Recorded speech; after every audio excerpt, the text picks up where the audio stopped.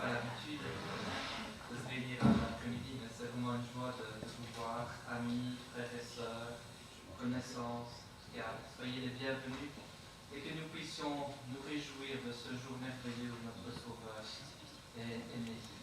Prions. Seigneur, nous te remercions pour ces moments que nous pouvons prendre ensemble, que nous pouvons, où nous pouvons nous réunir pour nous rappeler de ta venue ici sur terre. Et Seigneur, nous te remercions pour cette venue, parce que sans cela, nous serions encore dans nos péchés. Mais Seigneur, toi qui as voulu que nous soyons avec toi pour l'éternité, tu es venu nous chercher et nous montrer le chemin. Sois loué pour tout. Amen. Amen. Alors, je vous invite à ouvrir votre Bible, ceux qui l'ont, dans Matthieu.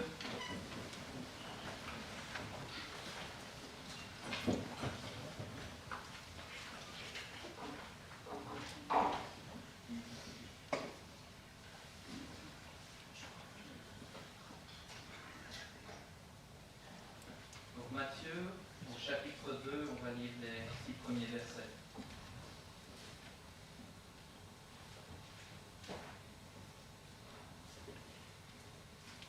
Jésus naquit à Bethléem en Judée, à l'époque du roi Hérode. Or, des mages venus d'Orient arrivèrent à Jérusalem et dirent : Où est le roi des Juifs qui vient de naître ? En effet, nous avons vu son étoile en Orient, et nous sommes venus pour l'adorer. Quand le roi Hérode apprit cela, il fut troublé, et tout Jérusalem avec lui. Il rassembla tous les chefs des prêtres et spécialistes de la loi que comptait le peuple, et leur demanda où le Messie devait naître.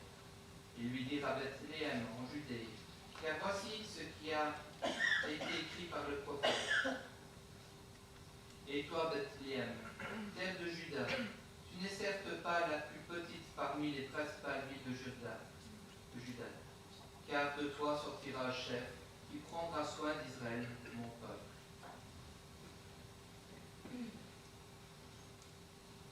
Alors, aujourd'hui, on est là pour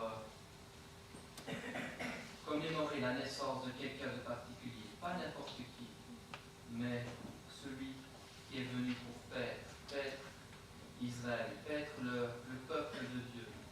Mais pas seulement, il est aussi venu pour nous chercher. Et c'est certainement une joie que nous voulons aujourd'hui commémorer, que le Seigneur est venu nous chercher. Alors à cette occasion, la chorale, une petite chorale s'est formée, et j'invite maintenant les choristes à s'avancer pour le premier chant.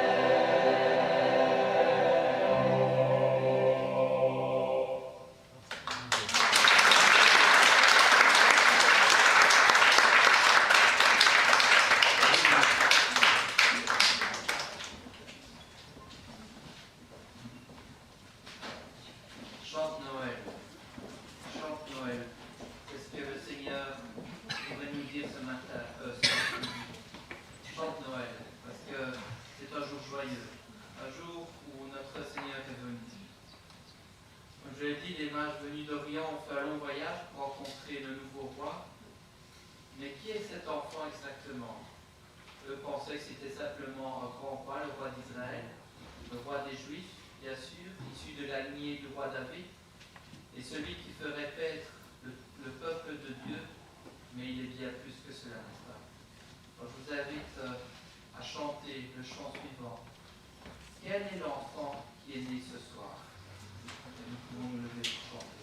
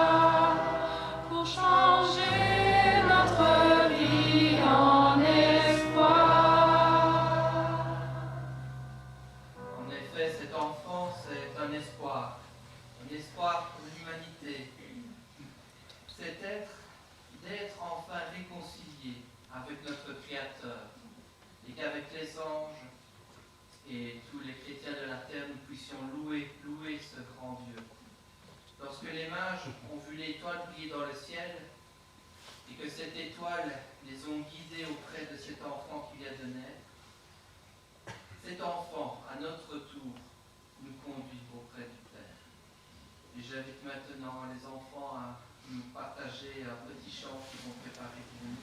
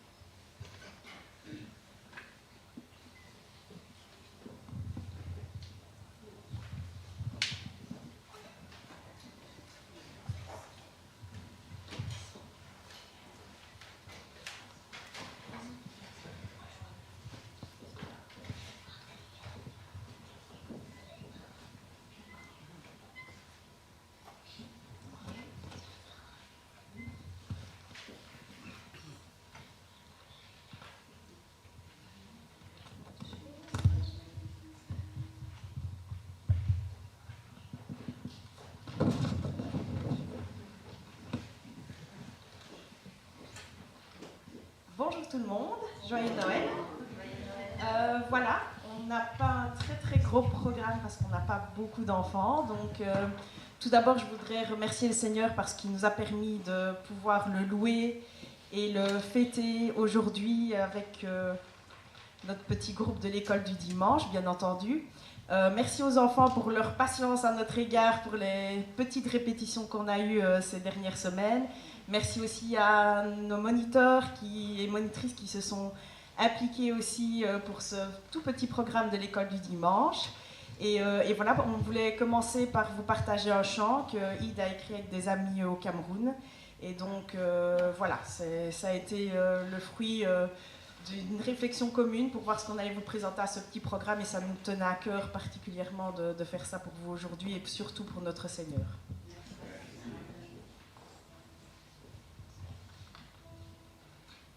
Christ est né, chantons Noël.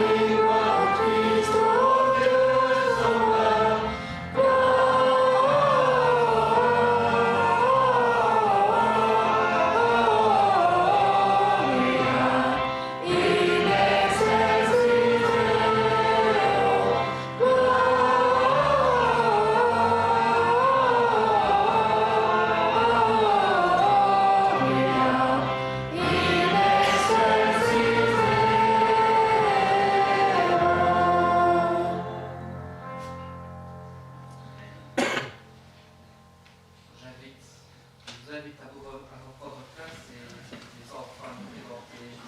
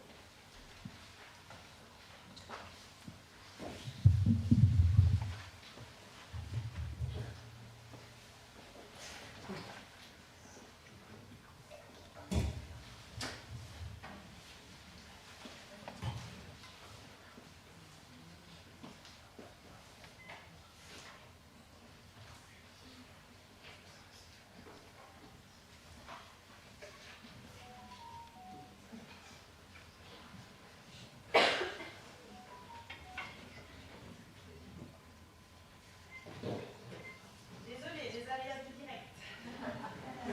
C'était démêlé à l'arrivée.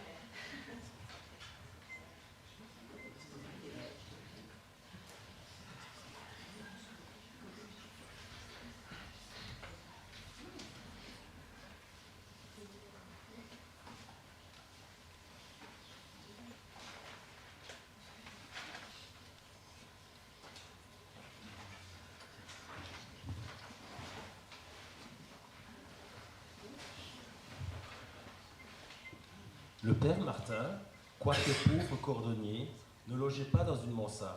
Son atelier, son salon, sa chambre à coucher et sa cuisine étaient réunis dans une échoppe de bois au centre du vieux quartier de la ville.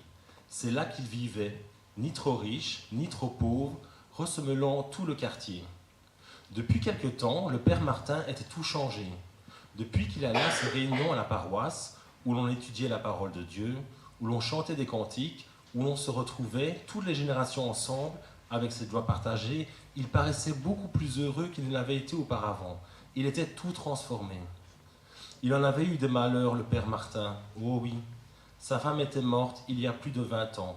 Son fils, parti comme matelot, n'avait plus reparu depuis 10 ans. Quant à sa fille, il n'en parlait jamais, se bornant à secouer la tête quand on lui demandait ce qu'elle était devenue. Il paraissait plus heureux, avons-nous dit. Son gros livre, qu'on le voyait lire souvent par le petit vitrage de son échoppe, semblait en être la cause. Dans ce livre, on parlait d'un peuple qui, comme lui, avait connu bien des malheurs, la famine, l'esclavage en Égypte, l'exil à Babylone, les guerres et bien d'autres épreuves.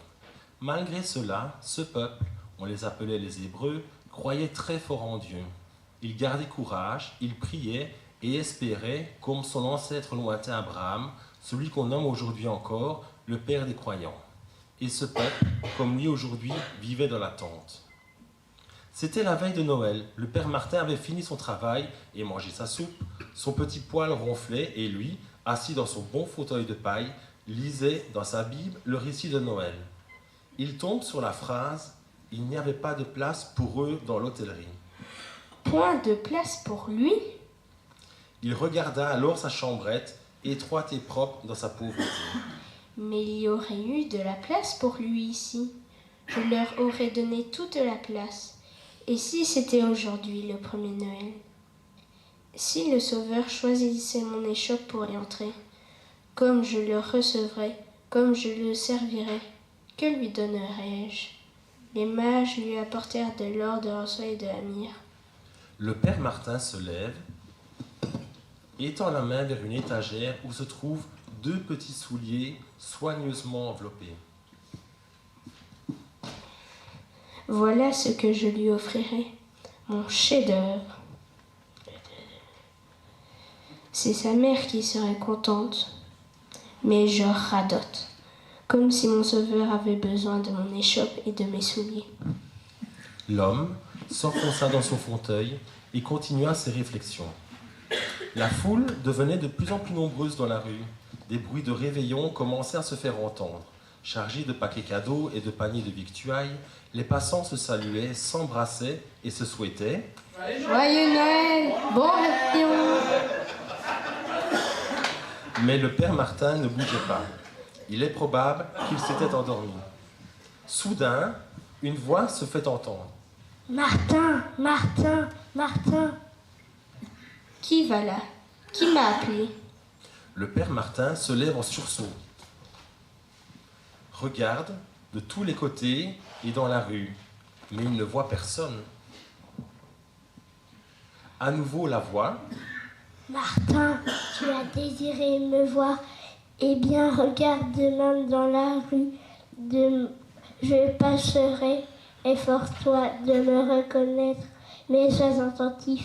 Je ne viendrai pas tel que tu l'imagines. La voix se tut. Martin se frotta les yeux. Minuit sonnait à toutes les horloges. Noël était venu. Le brave homme se disait: C'est lui, j'ai peut-être rêvé, mais qu'importe. Je l'attendrai, je saurai bien le reconnaître. Le père Martin s'assied dans son fauteuil et s'endort. Le lendemain matin, en ce jour de Noël, la petite lampe du cordonnier était allumée et le poêle ronflait. Le café est préparé, la chambre rangée. Il vint se placer près de la fenêtre pour guetter les premiers passants.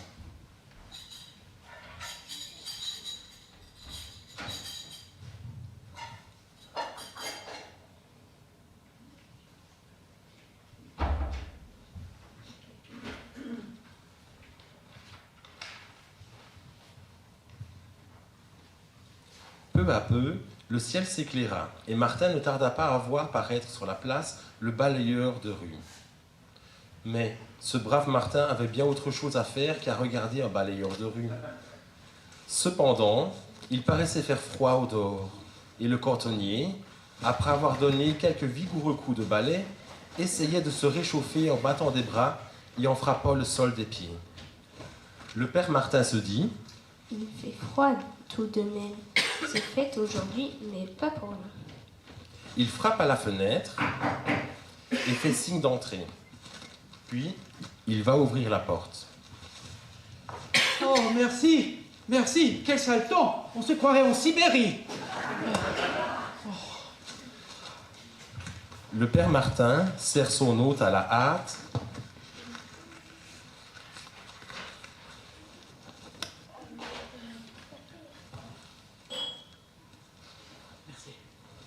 Il s'empresse de revenir guetter à la fenêtre. Vous attendez quelqu'un? J'attends mon maître. Votre maître? Vous travaillez quelque part dans un magasin, même aujourd'hui, jour de fête? C'est d'un autre maître que je parle. Le père Martin se mit alors à raconter au balayeur de rue l'histoire de Noël qu'il avait lue la veille, en y ajoutant quelques détails. Il se tournait vers la fenêtre en parlant. Le balayeur, étonné, lui dit: C'est lui qui vous attendait, mais mes avis que vous ne verrez pas comme vous le croyez, mais c'est égal, vous me l'aurez fait voir à moi. Vous pouvez me prêter votre livre, messieurs? Martin lui remet un petit évangile. Oh, merci.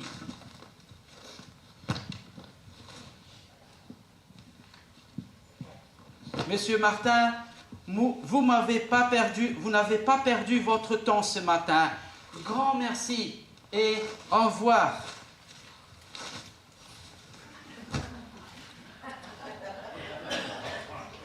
Le père Martin se retrouva seul, le front collé contre la vitre. Quelques ivrognes attardés passèrent. Au bout d'une heure ou deux, ses regards furent attirés par une jeune femme, pâle, misérablement vêtue, portant un enfant dans ses bras. Le cœur du vieil homme s'émut. Peut-être cela le fit-il penser à sa fille. Le père Martin se précipite vers la porte et l'ouvre en faisant signe d'entrer. Vous n'avez pas l'air bien portante, ma belle. Je vais à l'hôpital avec mon enfant. Je suis malade. Et mon mari, il est parti en mer et ça fait plus de 3 mois que je l'attends. Comme j'attends mon fils. Vous mangerez bien un morceau de pain en vous réchauffant. Oh, merci.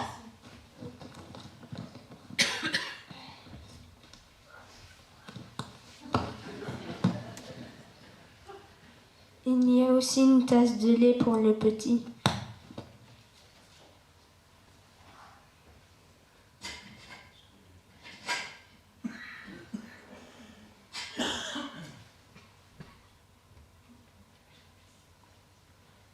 Chauffez-vous et laissez-moi le marmot. Le père Martin prend l'enfant dans ses bras.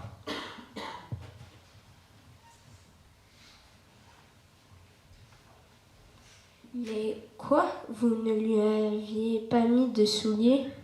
Je n'en ai pas, je n'ai pas d'argent pour lui en acheter. Attendez donc, j'en ai une paire qui va faire l'affaire. Le père Martin attrape ses petits souliers qui allaient admirablement aux pieds de l'enfant.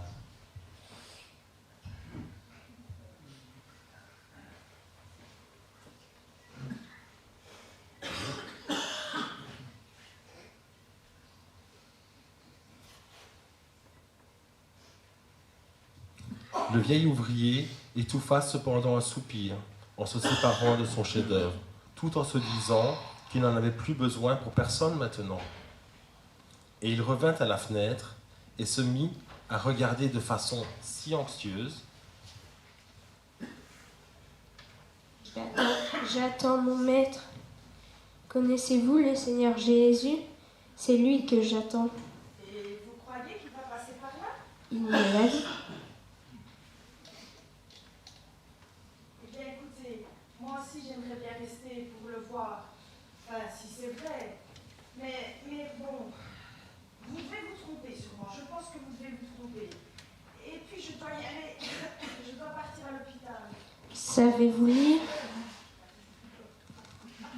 Savez-vous lire? Oh oui. Eh bien, prenez ce livre. Le père Martin lui remit un petit évangile. Lisez-le attentivement et ce sera presque comme si vous le voyez et peut-être le verrez-vous plus tard. La jeune femme prend le livre et s'éloigne en disant merci. Le cordonnier reprit son poste à la fenêtre. Les heures succédaient aux heures, les passants aux passants. Il y eut des mendiants à qui il offrit un casse-croûte accompagné d'un évangile, et puis des voisins à qui il offrit son bon sourire en disant une bonne parole, et des enfants à qui il distribua des bonbons. Cependant, le maître ne passait pas.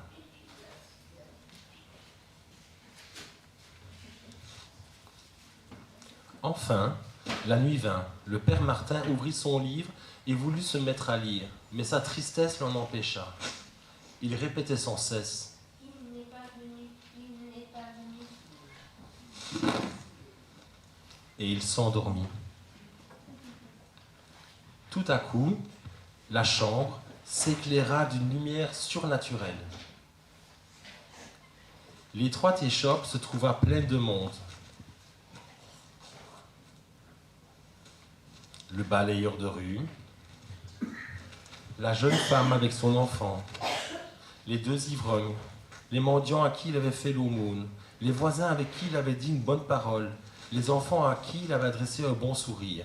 Et chacun disait à son tour: Ne m'as-tu pas vu? Ne m'as-tu pas vu? Ne m'as-tu pas vu? Mais qui êtes-vous donc?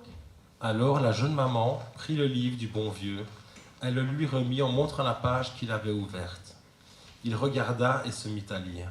J'ai eu faim et vous m'avez donné à manger. J'ai eu soif et vous m'avez donné à boire. J'étais un étranger et vous m'avez accueilli. Toutes les fois que vous avez fait ces choses à l'un de ces petits, c'est à moi que vous les avez faites. Amen.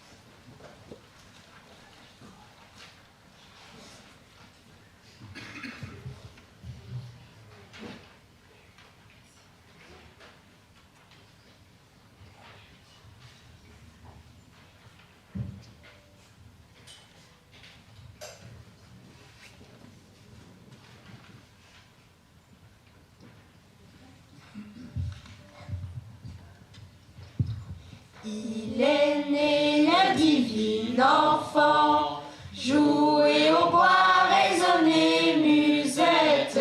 Il est né le divin enfant, chantons tous son avènement. Depuis plus de 4000 ans, nous le promettaient les prophètes. Depuis plus de 4000 ans, nous attendons cette heure et temps. Il est né le divin enfant, jouer au bois, résonner musette. Il est né le divin enfant, chantons tous son avènement. Ah, qu'il est beau, qu'il est charmant, ah, que ses grâces sont parfaites. Ah, qu'il est beau, qu'il est charmant, qu'il est doux le divin enfant.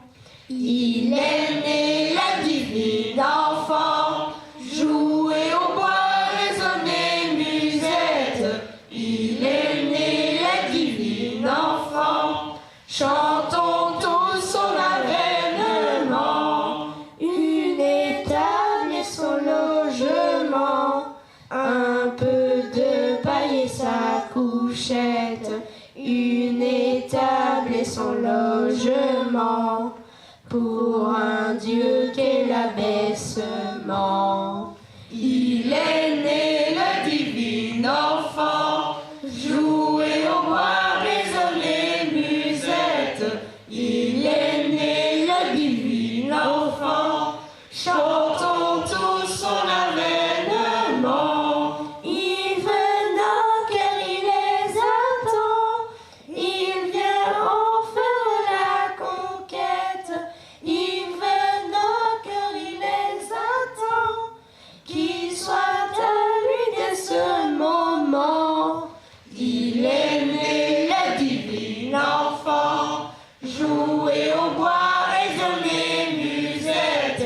Il est né le divin enfant, chantons tous son avènement.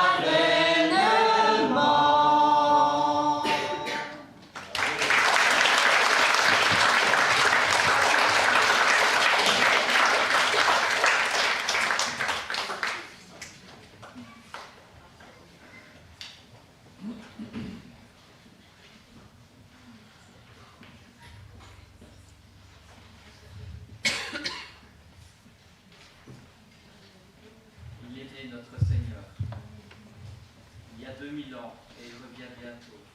C'est notre espérance. J'invite maintenant nos jeunes qui ont aussi préparé un petit chant à venir nous le présenter.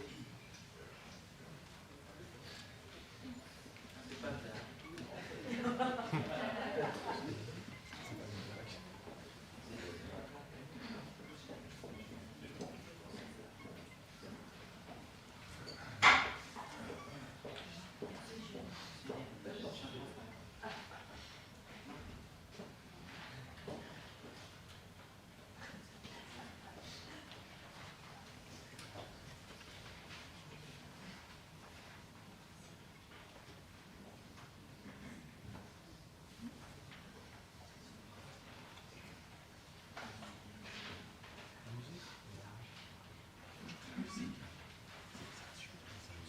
C'est Noël, Jésus est là.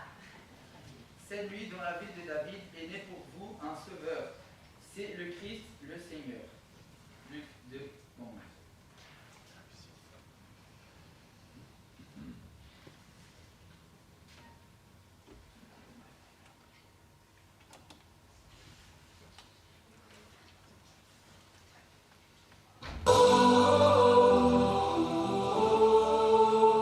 C'est Noël, tout est joyeux, les étoiles brillent dans les cieux, dans une étable, un doux enfant, Jésus est né, tout simplement. C'est Noël, Jésus est là, chantons pour lui, Alléluia. Un sauveur nous est donné,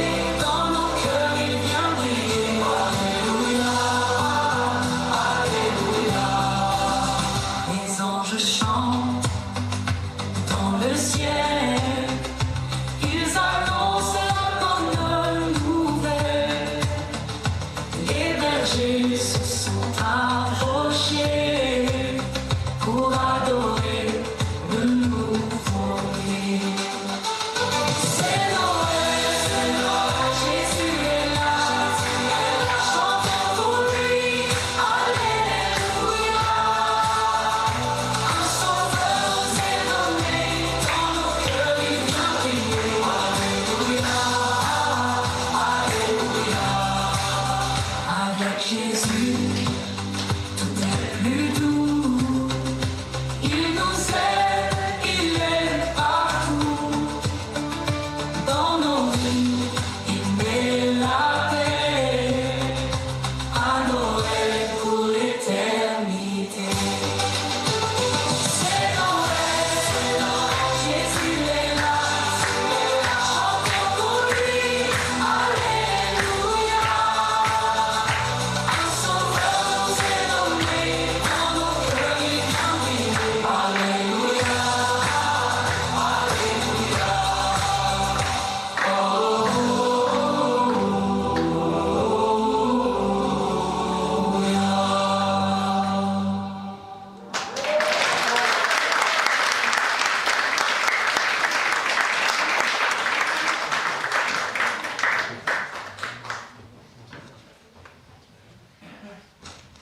Alléluia, notre Sauveur est né. Amen. Amen. Alors avant de laisser la place à notre pasteur qui nous apportera une courte méditation, je lui dis chaque fois ça, il va regarder avec des grands yeux. On peut se lever et nous allons chanter au peuple fidèle.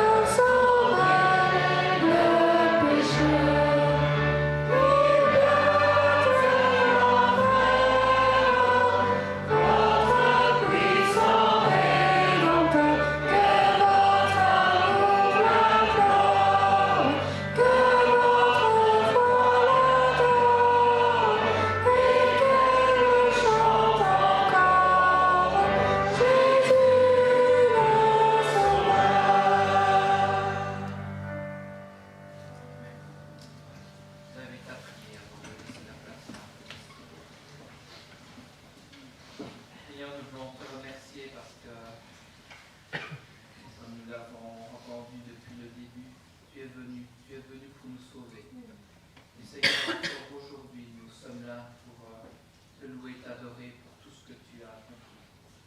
Seigneur, nous voulons mettre nos cœurs à ta disposition et te demandons de l'ouvrir.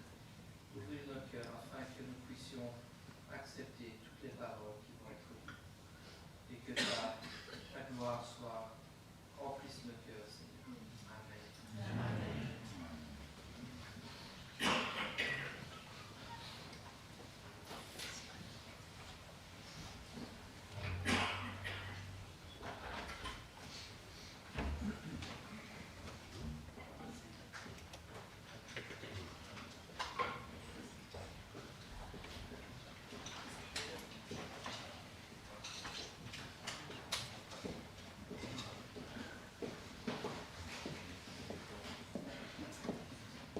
Voilà, et courte elle sera.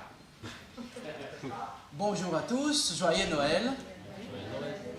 Cette église se réjouit de la présence de chacun qui est ici aujourd'hui avec un sourire, avec l'amour que vous nous donnez à paraître ici avec nous. Merci beaucoup, ça nous réchauffe le cœur. Le cadeau des cadeaux, nous avons déjà aujourd'hui. Le Seigneur Jésus, n'est-ce pas? Merci Seigneur pour ça. Mais ce rassemblement, c'est encore un cadeau qu'il nous fait. Considérons sa parole.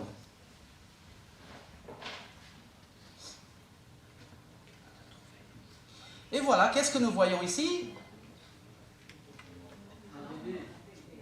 Normalement, ça fait image au Seigneur Jésus-Christ, où il était reçu dans ce monde. On fait l'image du bébé Jésus. Et j'ai appelé ce moment de « Le bébé Jésus et moi ».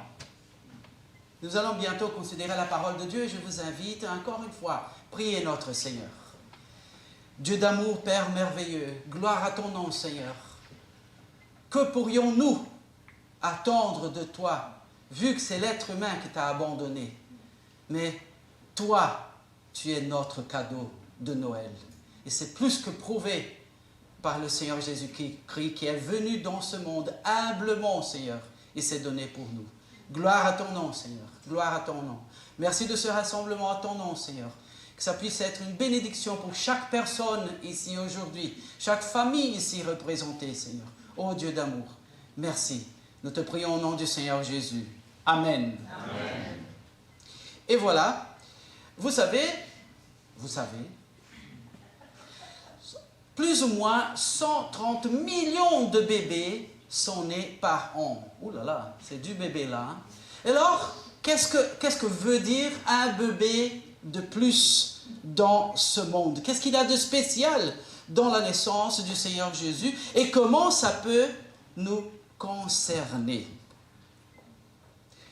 J'ai un mot qui dit « mépriser ». Je vous invite à ceux qui ont leur Bible à ouvrir vos Bibles en Luc 1, 26 pour accompagner la réflexion.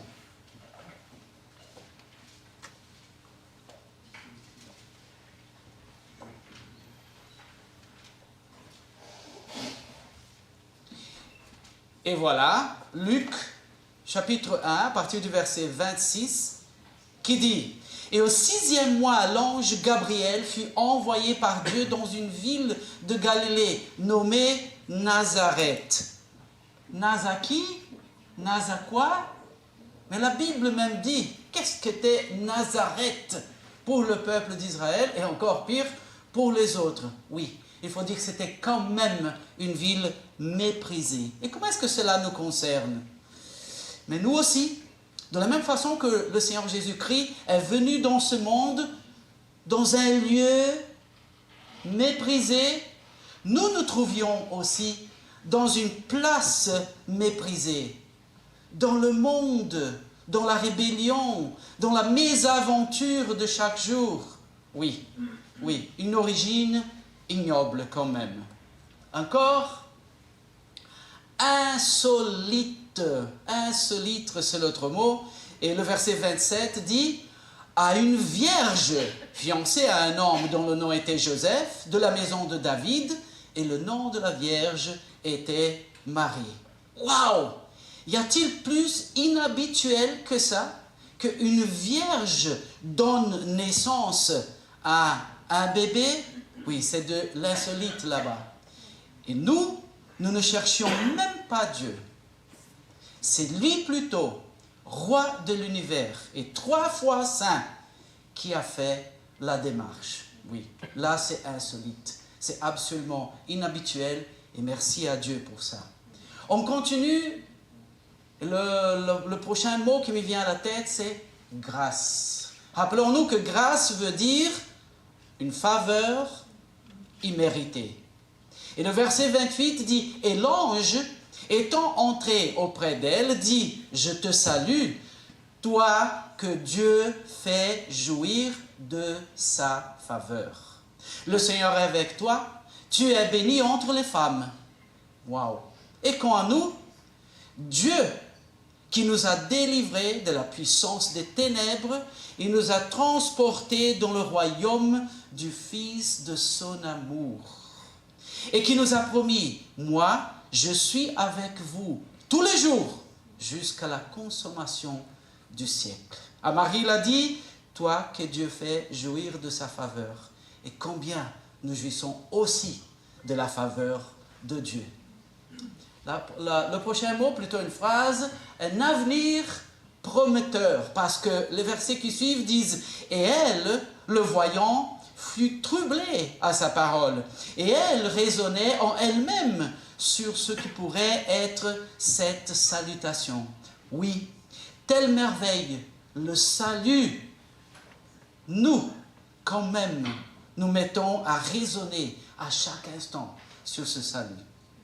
Et l'ange lui dit, « Ne crains pas, Marie, car tu as trouvé grâce auprès de Dieu. » Et nous, non plus, avec Dieu à nos côtés, et encore plus dans nous par la personne du Saint-Esprit, nous n'avons rien à craindre. Et voici, tu concevras dans ton ventre, et tu enfanteras un fils, et tu appelleras son nom Jésus, qui veut dire salut. Il sera grand, et sera appelé Fils du Très-Haut. Et le Seigneur Dieu lui donnera le trône de David, son père, et il régnera sur la maison de Jacob à toujours, et il n'y aura pas de fin à son royaume.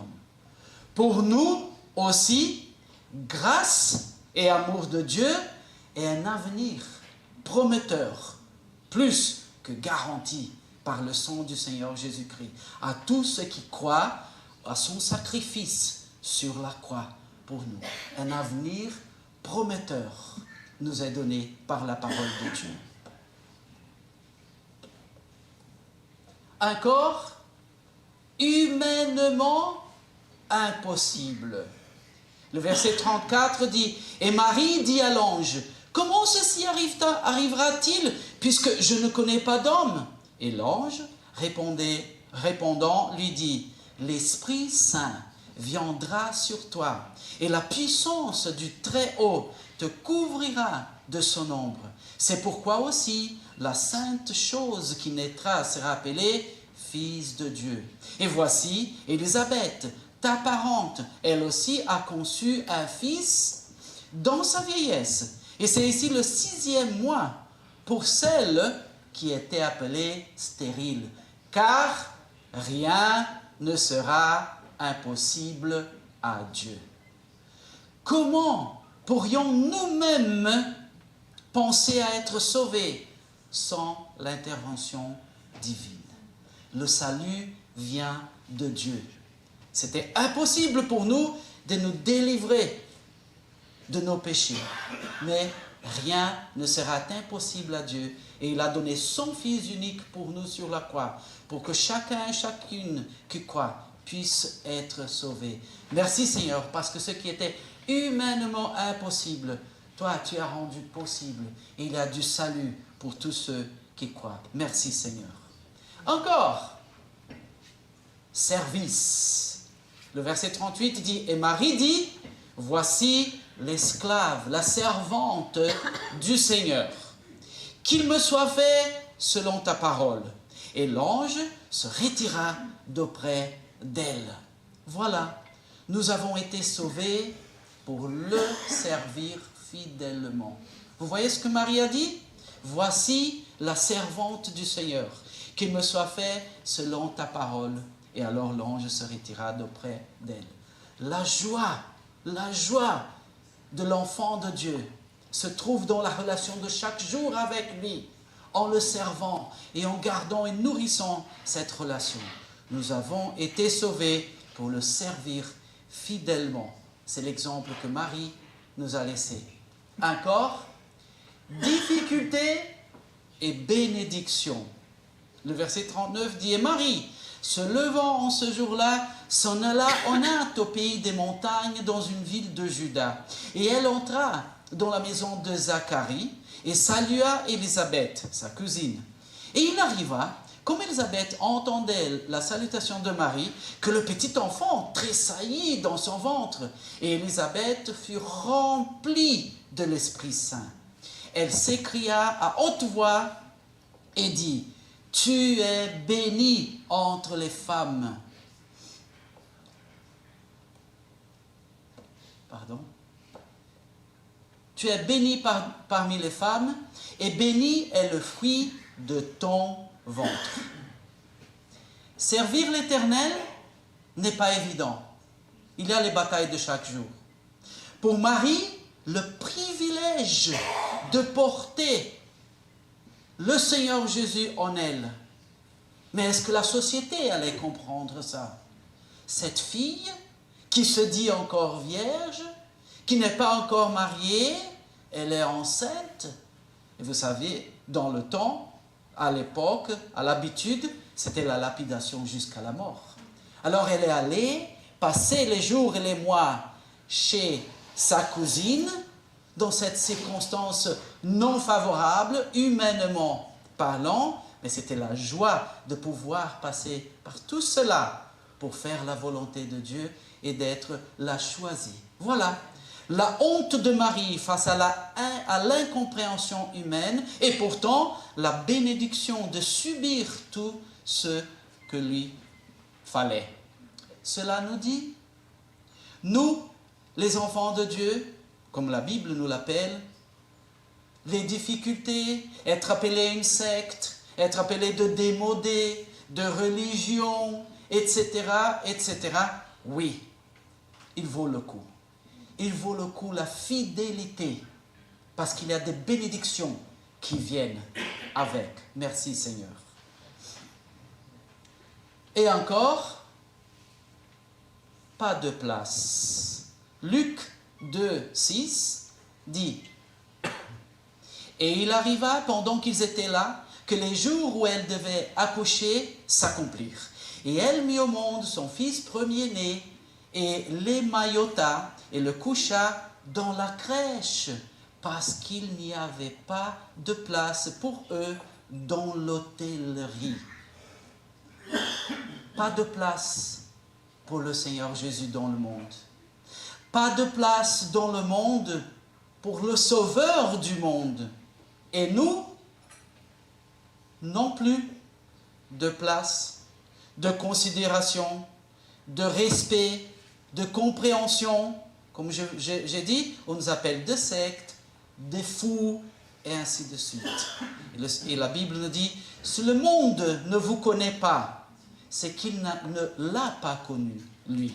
Bien-aimés, la Bible nous dit, nous sommes maintenant enfants de Dieu. Quel privilège. Et ce que nous serons un jour n'a pas encore été révélé. Waouh! Déjà, quel privilège! Devenir enfant de Dieu grâce au sacrifice du Seigneur Jésus. Et la Bible dit qu'il y a des choses qui nous attendent que nous n'ont encore pas été révélées. Quel privilège! Gloire à Dieu. Merci Seigneur. Peut-être plusieurs fois dans cette vie, pas de place pour nous. Mais notre place est réservée là en haut. Et c'est ouvert à tout le monde. Tout le monde. Dieu ne juge personne. Il dit, venez à moi. Le salut du Seigneur Jésus-Christ, qui lui a coûté extrêmement cher, ouvre la porte pour chaque être humain qui dit oui.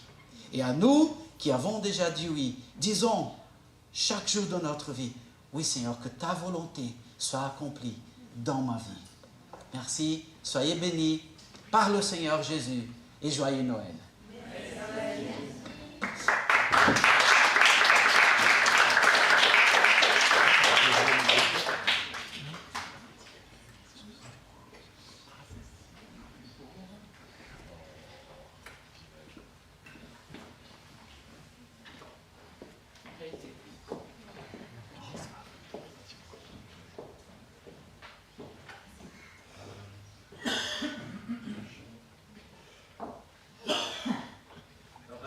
que l'on a entendu, je pense qu'il y a quelque chose que l'on peut faire pour notre Seigneur, c'est le louer. Louer notre Seigneur parce qu'il a fait des choses extraordinaires. Faire naître un enfant d'une vierge, c'est quelque chose d'extraordinaire. Et il en a fait encore d'autres choses extraordinaires dans notre vie à chacun. Celui déjà de nous sauver, d'être venu nous chercher, de nous avoir pardonné, nous qui ne méritions rien. Et je pense qu'on peut ce matin nous lever et louer notre Seigneur avec le chant 34, qui dit tout simplement « Je louerai l'Éternel ».